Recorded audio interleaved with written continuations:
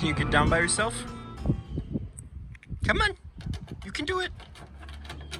Oh, good girl. Alrighty, this is going to be a little different than some of my other videos because I'm not really going to get anything accomplished in in this video. I'm just going to make a short, quick video talking about what my next project is. So on some of my other social medias, I've talked about what I really want to do with this car, and there just seems to be some confusion on what I have planned, so I figured I'd make a quick video explaining what I want to do and how I'm going to execute it, I guess. So this is my first ever car. I have owned this car for 10 years. Got it when I was 12, and I am 22 now. So how many people can say that they've owned the same car since they were a kid? But anyway, this is mine. It is a true 1969 Chevy Corvair.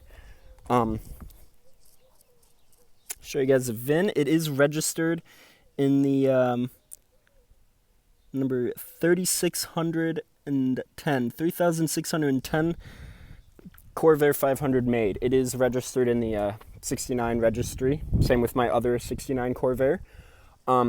So yeah, when I got this, it was in much nicer condition, sitting in my backyard underneath a walnut tree for 10 years. Has not done it any good. I have done some stuff to try to save it before. Also, I hope you guys can understand me. I am wearing headphones with a built-in microphone because it's kind of windy out here, so I hope you can hear me. But anyway, I do have another video on YouTube. It was my second video ever made for this channel, and it's just me walking around this car, showing you the history of it, when I got it, how I got it, all that stuff. So I added all of these decals. Everyone always assumes it was a race car. Nope, it's just a Corvair. But no, I added these, the number 12, because I was 12 when I got it, and I aged that up, made it look like it's been there a while. Same with the stripe here. The off-center stripe, which I think looks much better than if it had just one stripe or two on either side. Driver Oliver F, that's me, of course. And then the tally marks here, I always get asked what those are. People are always like, oh, that's how many races you've won. No, that's how many animals I've hit with various vehicles. No, I've never intentionally hit an animal. It's just animals that jump out in front of me and have a death wish. So I actually need to add 2 more tally marks because I smoked 2 birds last week. So get that taken care of. But anyway, this car is not in the greatest of conditions. Yeah, it's pretty rusty. You can see the interior through there. Holes there, and the floors are completely gone. You can see right there, and then this isn't even the floor. That's a piece that was self-tapped in with tappers, self-tapping screws there, and it's really bad. Back here, the back seat area, the floor is gone. The floor is gone. There's no saving the floor. If you were to restore it, it'd have to be replaced. Has 76,000 miles on the clock, so not too bad. But other than that, the body is pretty solid. The body is pretty solid. The body is pretty solid. Kind of. If you were to restore this car, not a single piece of metal on this car except for the roof is straight. The hood is pretty roached underneath, got hit in the front at some point in its life. Right there. Dent, rust. Like I said, the only thing that's straight on this car is the roof. I mean, even the trunk lid has a pretty nasty dent right there. So it is a 110 2-speed power glide. Still has all the original smog equipment down there. Well, what's left of it, I guess. But the engine is seized. We poured, when I first got this at 12 years old, we poured a bunch of oil down the cylinders, let it soak. We've let the cylinders soak for literal years, and the engine is seized. It's not coming loose. What do I have planned for this is the question. Well, if you watched my previous video where I did the turbo unboxing for this, because I got sponsored by Max Speeding Rods, and they gave me a free turbo and an intercooler piping kit, and I'm gonna turbo this.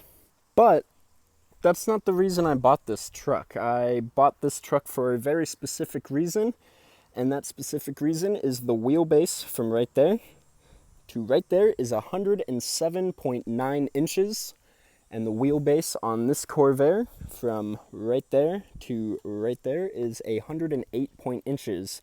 That is 0.1 inch difference. So the wheelbases are the same. The width from the inner wheel to inner wheel on both the truck and the Corvair are the exact same.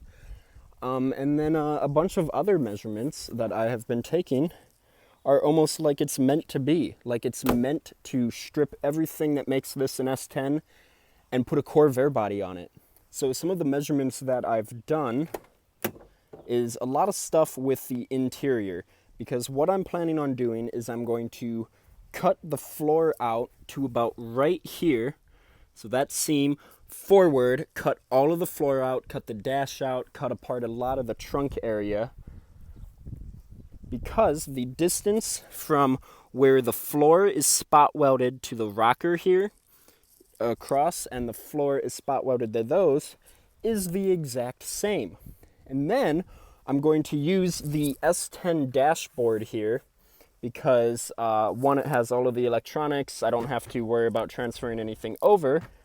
The distance from the floor to the top of the dash is 28.5 inches, and the distance from the floor to the top of the dash on the Corvair is 28 inches. That's a 0.5 inch difference.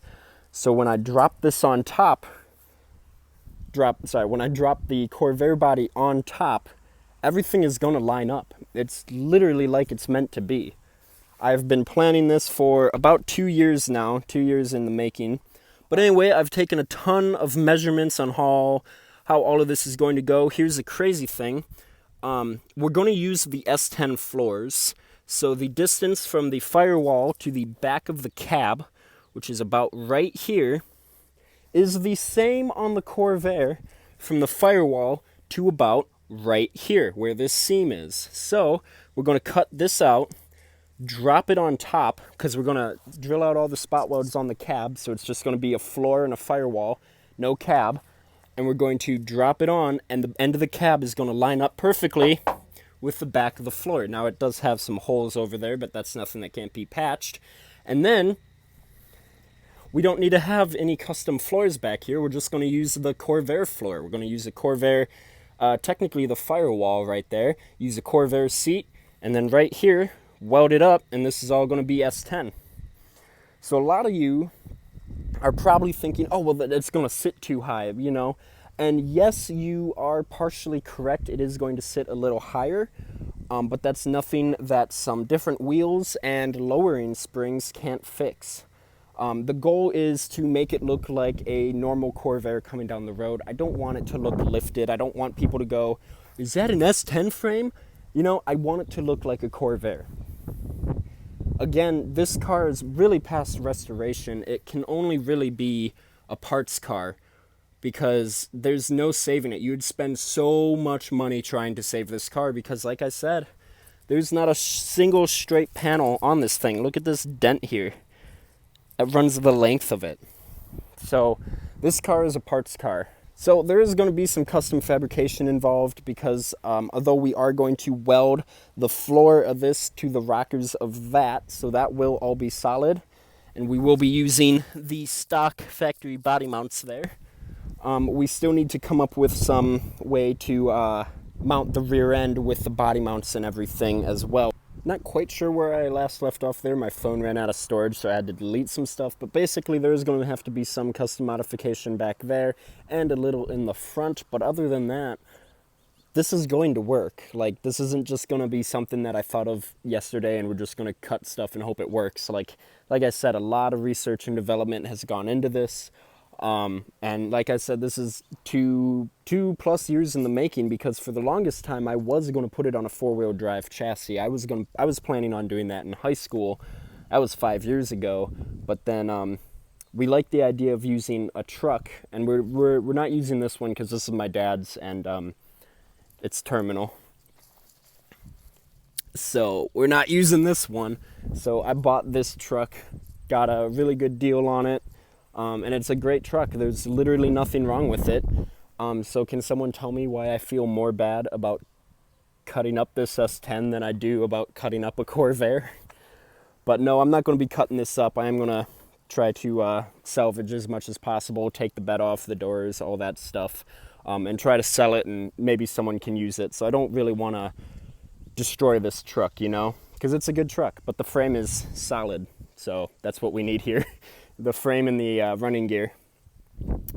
But other than that, I can't think of anything else. I hope that clears up some things. As far as the parts on the Corvair go, we don't need the front subframe.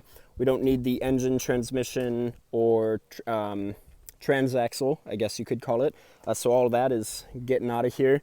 The dash, we're removing the dash because, again, we're going to use the S10 dash, so that dash will be for sale if somebody wants a 69 dash. And then other than that, we're keeping everything else Corvair, so it's going to look like a Corvair, but it's going to be mechanically a Chevy S10. So we're even going to use a wiring harness in the S10, so wire up the headlights to work with the Corvair headlights, brake lights, blinkers, stuff like that. Yeah, it is going to be awesome. It's going to be really cool. Can't wait to see what some of the comments say in the comment section here. But let me know if you guys have any other questions.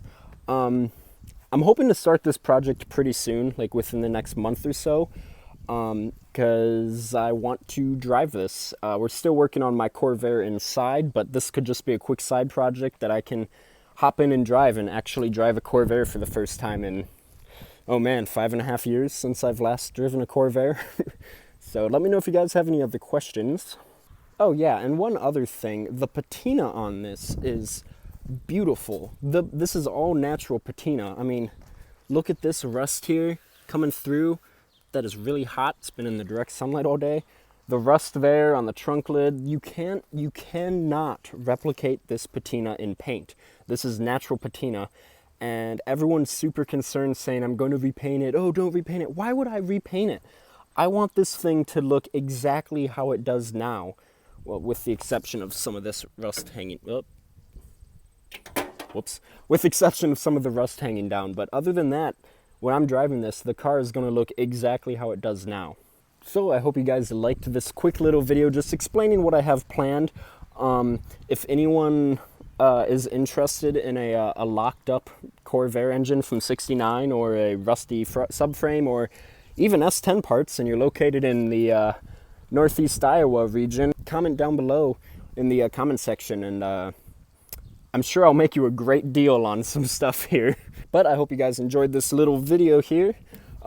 Please subscribe if you're new. You're not going to want to miss out on this project. I'm hoping to start it soon. I do have some other things to take care of before we actually start it. Like the video and comment on it. Engagement really helps my videos get out there, so comment on it. Tell me if you're excited about it, if you hate me. I have a feeling not a lot of people are going to like what I'm about to do to this car, but it is my car, and this is its destiny. And with that, I will see you guys in the next video.